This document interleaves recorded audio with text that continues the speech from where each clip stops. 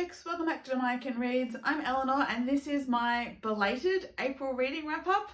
I'm really sorry, I did not mean to go through the first half of May without doing a video. Even now I'm finally doing it, but I'm a bit uncomfortable because my back's been a bit of a problem. I've had a little bit of, I guess I've had a little bit of ill health and I've had some back problems. But not to you that would usually stop me doing it. I just, every time I think to sit down and record, I'm in the middle of something else and then I promptly forget. So I'm going to try and do better. So this is my May reading wrap up. So for May, I read 15 books. And off the top of my head, 3 of them had major queer characters. 2 of were written by a person of colour, which also wrote 2 of the queer characters because they were rereads, and a lot of them were Jane Austen variations. I was trying to read something which I finally finished in May for uni that was not to my taste and quite depressing, and so I was delving into a lot of Austen variations, but also I finally got around to signing up for Kindle Unlimited because I do read a lot of Austen variations, but also for what they are, they're quite expensive when you read a lot, and particularly if there are ones where you suddenly get a third of the way through and go, no, I don't like this one. So I signed up for Kindle Unlimited and promptly read a lot of new authors to me even for Austen variations. So that happened, but I did finish 15 books in April. So you'll have heard of some of them because of course the start of April had the readathon, but here we go. Let me just flick to the correct page here. So first off, the first thing I finished in April was Fanny Bennett Takes Charge by Shana Grandison. This is the latest in her Take Charge series of Austen variations, in which Mrs. Bennet takes charge of herself, her behaviour, her family, her future, and her daughters, and therefore is more supportive, less silly. Yeah, fun. I love that series. You know I love that series. Then I finished reading Emily Wilde's Encyclopedia of Fairies by Heather Fawcett. So this is really fun, really cozy. It's epistolary in its structure because it's essentially the journal of our main character, Emily Wilde, who is her major life's work as an academic is trying to document all the types of fae in the world in an encyclopedia. And so she's come to this sort of semi-Icelandic fake island country. It's not actually a country as far as I can tell, but it's sort of Icelandic in character. And she wants to document their fae. Which common fae is kind of easy, but the higher fae is dangerous, and she does in fact get herself into all sorts of trouble, including has to try and get along with and then be rescued by and then realize she's falling in love with the other tenured professor at her college who gets on her nerves. So, but it was fun and I liked it and I would like to read the sequel, so that's good. Then I read Small Miracles by Olivia Atwater, which is fantasy, it's urban fantasy, it's angels and fallen angels, and essentially follows a fallen angel character who is essentially the fallen angel of like petty temptations, who unfortunately owes one of the angels and has to try and get a particular human person to reach a certain level of temptation points, of sin points, who is actually very, very, very difficult to do, to get to sin, because she's just a good person. And in that process, the fallen angel, who the gender is indeterminate depending on the day of all of these angels and fallen angels, falls in love with the woman, figures out what's going on, and ruins some people's plans. So that was fun. Then I finished finally listening to Dead Famous, An Unexpected History of Celebrity by Greg Jenner. Greg Jenner is the historian who was he was a consultant on the Horrible History television show, and now he does one of my favorite podcasts, which is You're Dead to Me, which is a history podcast in which a historian and a comedian guest star on an episode to talk about a particular piece of history. Love it, it's great. So this was his, like I said, history of celebrity, in which he tries to define what he means by celebrity, which is not just fame, which is not just notoriety, it's not just a whole bunch of things, what he specifically means by celebrity, and examples through history of what does and doesn't meet his definition of celebrity. So that was very interesting. That was an audiobook. I also finished Uncanny Magazine issue 52, which I don't think, this is as usual edited by Lynn and Michael Thomas. Don't think there were any particular stories that stuck out to me in this one. I haven't noted any down. But it was overall decent quality as usual because it's uncanny. It's just none of them really jumped out at me.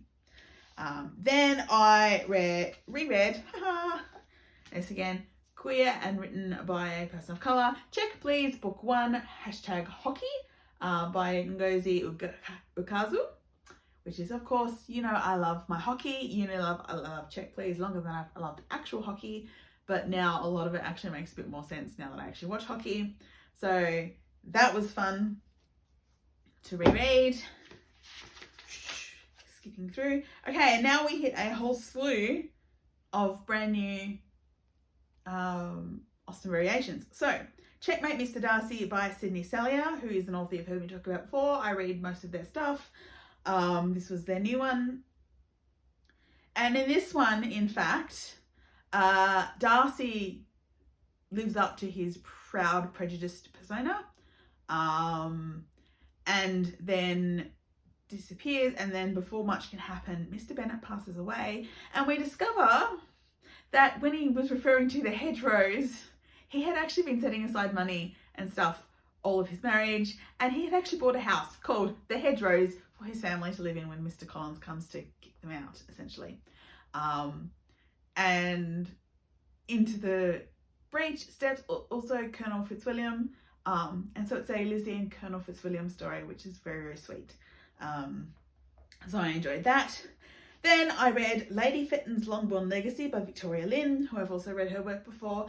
And this one, Lady Fetton is Mr. Bennet's elder sister, who he doesn't know very well, and he doesn't realise that she's actually not only was her first husband I think he was a Viscount or an Earl or something like that, which was arranged, but her second marriage, which was for love, was to a Duke. So she's actually she's a widowed duchess, essentially, and she has, from her first marriage, all her husband's property, because they had no children, is hers, and so she, including Netherfield, and so she visits around the time as the Bingleys lease Netherfield, intercedes with her eldest nieces, and then essentially goes after the ball, right, well, you've all screwed up, including Lizzie and Jane. None of your behaviour is correct, so I'm going to talk at you all and then offer you the opportunity to come with me to one of my other estates and learn how to be better people. And it goes from there. So that's all fun. I really liked that. Longbourn's Angels by Sue Barr. And this one, there are male Bennet twins. So they are twin brothers of the Bennet sisters, and they will always step in to protect their sisters, including when a certain Mr. Darcy makes an insulting comment at the assembly. And so that changes people's interactions when there is brothers to defend them. Pride and Perception, also by Sue Barr. In this one, there is no entail. The Bennets own Netherfield Park, and Lizzie not only overhears the original comment, but also ends up overhearing the I would soon call her mother a wit comment from Mr. Darcy, and that very much colours her interactions. So yeah, interesting. Still going on the Austen variations, we have Not Without Affection by Caroline Cartier, who I think is new to me. And in this one, Elizabeth is actually forced to marry Mr. Collins. And in fact, even Jane is like, yes, please marry Mr. Collins. I want you out of my way because I deserve more than you. Jane turns out to be not very nice. She tries to flee with the help of Charlotte and Mr. Darcy, fails, ends up having to marry Mr. Collins. Mr. Collins then ends up abusive, but also ends up passing away. And therefore Lizzie inherits Longbourn. I think that's one where I think Mr. Bennet might have accidentally passed away previously. Or not sure. Anyway, Lizzie ends up with some property and has to make a new life for her. But will she be willing to trust being married again? Although she does trust Darcy, because Darcy did attempt to assist her in fleeing Mr. Collins. So, yeah, so that was interesting and a bit darker. Then I read Three Brides for Three Cousins by Christine Coombe. And this one, Elizabeth and Jane have gone to London to enjoy some of the season with their aunt and uncle Gardner. The Countess of Matlock is trying to get both her newly coming out daughters married, but also her sons and her nephew. And as it turns out, when they accidentally meet again, the Viscount was the young man who wrote poetry for Jane when she was 15. But he was in disguise at the time as a commoner to try and find out how the commoners lived. And so there's some awkwardness to get over there when they discover that. And the girls also befriend Georgiana. And so a lot of the courting happens away from Longbourn, which is always helpful. Woof, got 3 more books to go. So, Two Peas in a Pod by Annette Johansson. That is also an Austen variation, and that is a Lizzie and Jane are twins, and they are identical twins. And so because Lizzie therefore shares Jane's good looks, that actually makes that very first assembly a different proposition, because you can't really call Lizzie not handsome enough to tempt. So that doesn't mean she doesn't get insulted, but it does, you know. And it also brings in that sort of dynamic as, yes, they look identical, but they are different people. And can the men that they are interested in actually see that they are different people? So there was that. Then I read The Correction of Folly by Christine Coombe, who wrote one of those previous ones, which is not a P&P variation. It's a Sense and Sensibility variation in which Colonel Brandon in London rethinks his interest in Marianne and actually realises he's more interested in Eleanor, marries Eleanor, and then their lives together get very, very dramatic, particularly when stuff is revealed about who Colonel Brandon actually is that he didn't know. So that was good.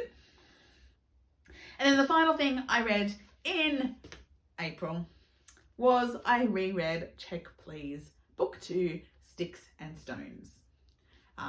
Again, hockey, author of colour, queer characters, love it.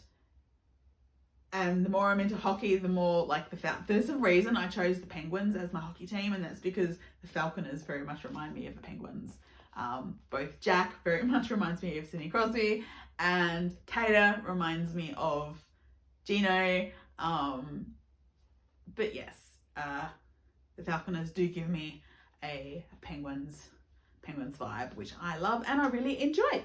So that is the 15 books I read in April.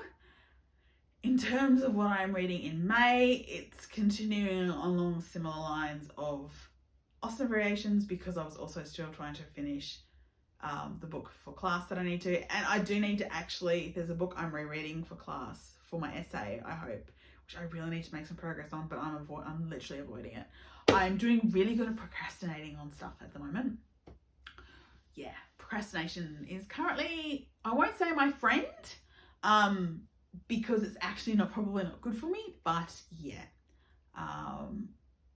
Not sure what my figures are going to look like for...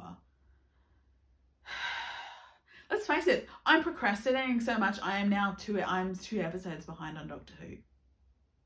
Yeah. Although I did at least watch the movie that I needed to watch for this week.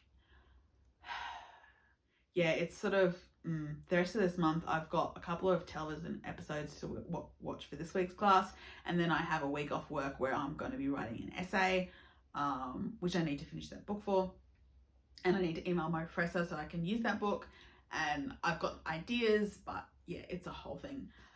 How much actual relaxation writing I'm getting? I was making some progress because I was actually getting to the gym a little bit the last week or so, and now my back's gone on the fritz again, so not helpful. But anyway, that is my reading wrap up for April. I will hopefully see you again really soon and not skip another week. I do have an Our Crate waiting to unbox, so that's hopefully next week's fun. But yeah, see you again really soon. Bye.